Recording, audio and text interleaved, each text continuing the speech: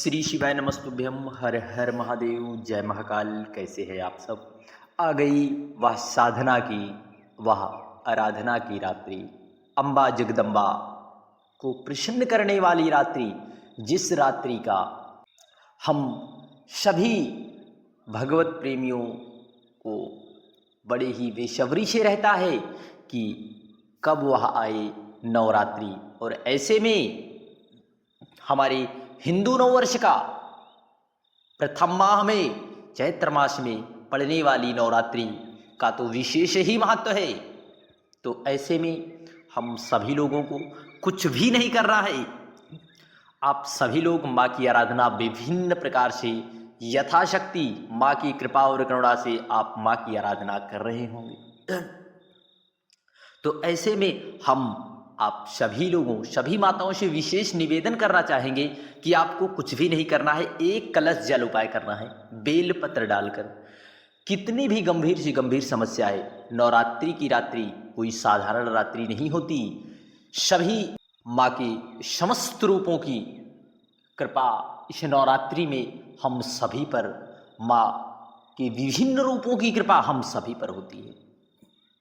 तो ऐसे में एक कलश जल डालकर एक कलश रखने वाला विशेष उपाय, साथ ही साथ अखंड दीपक, जो अखंड ज्योति नवरात्रि में हमारे घरों में जलती है, मंदिरों में जलती है, वहाँ पर हमें किस चीज का दान कर देने से माँ आदि शक्ति की कृपा हम सभी पर होती है।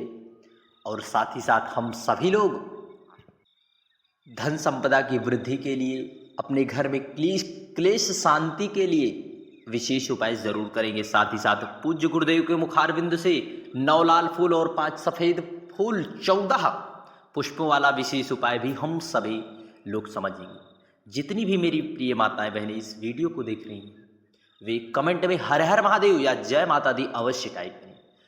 श्री शिवाय नमस्तुभ्यम, हर हर महादेव, जय महाकाल। क्योंकि इस आराधना की रात्रि है तो हम सभी को माँ भगवती की आराधना विशेष रूप से करनी चाहिए। परंतु आप गलती भूल कर भी ना करें। गलती बहुत से मेरी माताएं, बहुत से लोग यह गलती कर बैठते हैं कि जब से नवरात्रि प्रारंभ होता है तब से वे तरह तरह के ढोंग प्रपंच करने लगते हैं। अर्थात जब से आराधना की रात्रि निकल जाती है तब वे अपने फिर वही दुष्कर्मों में लग जाते हैं। यह नवरात्रि का विशेष महत्व नहीं होता। नवरात्रि में हमें जो है व्रत लेना चाहिए कि मैं इस चीज का त्याग कर रहा हूँ। मैं अपने अंदर ईर्ष्या, किसी दूसरे के प्रति ईर्ष्या जो होती है, उस ईर्ष्या को हम त्याग रहे हैं, ऐसी हमें कामना करनी चाहिए। हमें इस प्रकार के व्रत को लेना चाहिए। हम किसी से द्वेष नहीं करना चाहिए। हमें सदा माताओं का सम्मान करना चाहिए। हमें इस प्रकार के व्रत को लेना चाहिए। बहुत से लोग तरह तरह के व्रत ले लेते हैं और नवरात्रि के अंतिम दिनों में वे फिर से, अंतिम दिन बीत जाते हैं तो दुष्कर्म में फिर लग जाते हैं। तो हमें ऐसे व्रत को ना धारण करें। ऐसे व्रत को धारण करने से अच्छा ही है कि माँ की आराधना, माँ से नतमस्तक हो। जिस प्रकार हम जो है, माँ तो माँ होती है, वे चाहे पुत्र कैसा भी हो माँ कृपा करती ही है। तो हम आप सभी लोग माँ की आराधना में दिखावापन भूल कर भी ना करें। क्योंकि दिखावापन, माँ को दिखावापन, अरे हम सभी लोग उन्हीं की कृपा और करुणा से पग ही हम चल पा रहे हैं। उन्हीं की कृपा है माँ आदि शक्ति की। तो उनसे क्या दिखावा करना, तो दिखावापन ना करें। और नवरात्रि में जितनी ज़्यादा हो सके माँ की आराधना करें। श्री शिवाय नमस्तुभ्यम। बढ़ते हैं। आपको एक कलश इस प्रकार से आपके घर में कलश, इस प्रकार से आपके घर में कलश की स्थापना हुई होगी कि नहीं, आप करेंगे भी, कलश की स्थापना हुई है, वहाँ पर अखंड दीपक भी जलता होगा। तो इसी प्रकार आपको एक छोटा सा उपाय करना है। इस नवरात्रि में किसी भी दिन आप इस विशेष उपाय को कर सकते हैं। आपको एक पात्र जल लेना है। इस प्रकार से एक पात्र जल लेना है, इसको एक प्लेट से ढक देना है। इसमें आपको गंगा का जल रखना है। आपको इस कलश को इसी कलश के पास रखना है। आप क्योंकि वहाँ पर अखंड दीपक जलता होगा, अखंड ज्योति जलती होगी, तो वहीं पर आपको दीपक जलते हुए जहाँ पर जल रहा है वहाँ पर एक पात्र में आपको जो है, एक पात्र में रख देना है। रखने के बाद उसे रात्रि भर पड़ा रहने देना है। उसे रात्रि भर पड़ा रहे। रखा रहे वहाँ पर आपने धूप दीप वहाँ पर पूजन अर्चना आप अपने घर पर करते ही होंगे, क्योंकि नवरात्रि के दिन चल रहे हैं। फिर उसके बाद आपको सुबह उठकर स्नान करके नित्य क्रिया से निवृत्त हो। उस जल को पहले तो इस जल को अपने घर में जो है घूम लेना है। घूमने के बाद उस पात्र को रख देना है। रखने के बाद यदि आपके घर में बीमारी अत्यधिक है, रोग, एक व्यक्ति रोग मुक्त होता नहीं, दूसरा फिर उसे बीमारी आ जाती है, समस्याएं आ जाती हैं, बीमारी जाने का नाम ही नहीं ले रही है, तो आपको इस विशेष उपाय को जरूर करना है। देखिए, इस उपाय में कुछ करना बिल्कुल नहीं है। जल रखें, फिर उसके बाद आप उस पात्र को, जल को आपको एक बेलपत्र, सुबह उठें आप तो इस प्रकार से आपको एक बेलपत्र, आपको चाहो हाथ पर रख लो या फिर पात्र में डालकर एक बेलपत्र डालकर इसे आपको पहुंच जाना है जो है रात्रि भर रखने के बाद नीम के वृक्ष के नीचे। अब मेरी माताएं यह बहुत जो है कमेंट्स करेंगी, उनकी यह समस्या रहती है कि हमारे घर के पास नीम नहीं है। देखिए, आज के समय में, हर समय में नीम का वृक्ष आपके इर्द गिर्द कहीं ना कहीं आपको ज़रूर दिखाई देगा। चाहे आप शहर में रह रहे हैं या फिर गांव में रह रहे हैं, कहीं पर भी नीम का वृक्ष आपको अवश्य दिखाई देगा। और नवरात्रि में सारी विद्याएं नीम के वृक्ष के नीचे अर्थात समाहित हो जाती हैं। तो ऐसे में हम सभी को उस पात्र को जो है जिसमें बेलपत्र डालकर आपको रात्रि भर रखा हुआ जल, कलश का जल, आपको नीम के वृक्ष के नीचे समर्पित कर देना है। निश्चितता है इस उपाय को आप पूरे नवरात्रि में एक दिन अवश्य करें।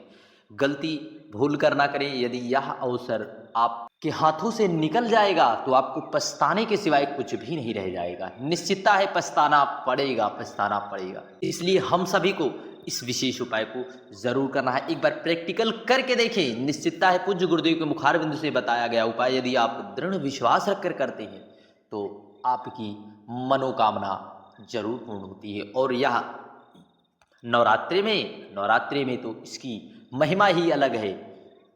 इसलिए हम सभी को इस विशेष उपाय को जरूर करना है। जय माता दी। पढ़ते हैं अगले उपाय की ओर। आपने 2 शिवलिंग बनाने वाला विशेष उपाय पूज्य गुरुदेव के मुखारबिंद से प्रयागराज शिव चर्चा में सुना था, तो वह दिन आ गया है। मौका जाने ना देना। 9 लाल फूल लेना है। कितनी लाल फूल? आप कोई सा भी लाल फूल ले ले पर, और 5 सफ़ेद पुष्प लेना है। 5 आपको सफ़ेद पुष्प ले लेना है। जो इन सब चीज़ों को लेकर आपको जो है इस प्रकार से आपको एक शिवलिंग का निर्माण करना है। यदि आप शिवलिंग का निर्माण ना कभी कर पाए तो आप एक शिवलिंग जरूर करें। और एक आप यदि शिवलिंग का निर्माण ना कर पाए तो एक ही शिवलिंग जरूर आप बनाएं। और दूसरा, आप पिंडी स्वरूप में कोई जो है छोटा सा मिट्टी का टुकड़ा ही लेकर माँ की आराधना में हम सभी को जरूर करना है। इस नवरात्रि में धन संपदा की वृद्धि के लिए, संतान प्राप्ति के लिए, संतान सुख के लिए और संतान के यश वैभव कीर्ति की प्राप्ति के लिए आपको इस विशेष उपाय को जरूर करना है। या फिर आप पिंडी स्वरूप में ही माँ का पूजन भक्त बड़े ही प्रसन्नचित भाव से माँ वैष्णो देवी में जाकर करते हैं और रोते हुए जाते हैं, हंसते हुए आते हैं। उनकी सकल मनोकामनाएं जरूर पूर्ण होती है। तो आपको जो 9 लाल पुष्प लाए हैं, एक शिवलिंग पर आपको 9 लाल पुष्प को समर्पित कर देना है। माँ श्री शिवाय नमस्तुभ्यम नमः शिवाय कहते हैं। और एक शिवलिंग पर आपको 5 सफ़ेद पुष्प समर्पित कर देना है। निश्चितता है यदि आप दृढ़ विश्वास रखकर समर्पित करते हैं, आप अपने हृदय में यह भाव रखते हैं कि माँ आदिशक्ति हमारी मनोकामना जरूर पूर्ण करेंगी। निश्चित है एक बार प्रैक्टिकल जरूर करके देखें। बहुत से मेरी प्रिय माताओं का यह कमेंट्स रहता है कि किस पर हम लाल पुष्प समर्पित करें और किस पर सफ़ेद पुष्प। तो आप 2 शिवलिंग का निर्माण कर रहे हैं तो एक पर लाल पुष्प और एक पर सफ़ेद पुष्प। और यदि आप एक शिवलिंग और एक पिंडी स्वरूप का पूजन कर रहे हैं तो लाल पुष्पों को आप चाहो तो माँ के पिंडी स्वरूप में आप समर्पित कर सकते हैं और सफ़ेद पुष्प को प्रभु महादेव की शिवलिंग पर समर्पित करके माँ भगवती की कृपा के साथ साथ शिव और शक्ति की कृपा प्राप्त कर सकते हैं। श्री शिवाय नमस्तुभ्यम। हर हर महादेव। जय महाकाल। वीडियो की जानकारी उपयोगी लगे चैनल को सब्सक्राइब कर कमेंट में हर हर महादेव लिखना न भूलिए।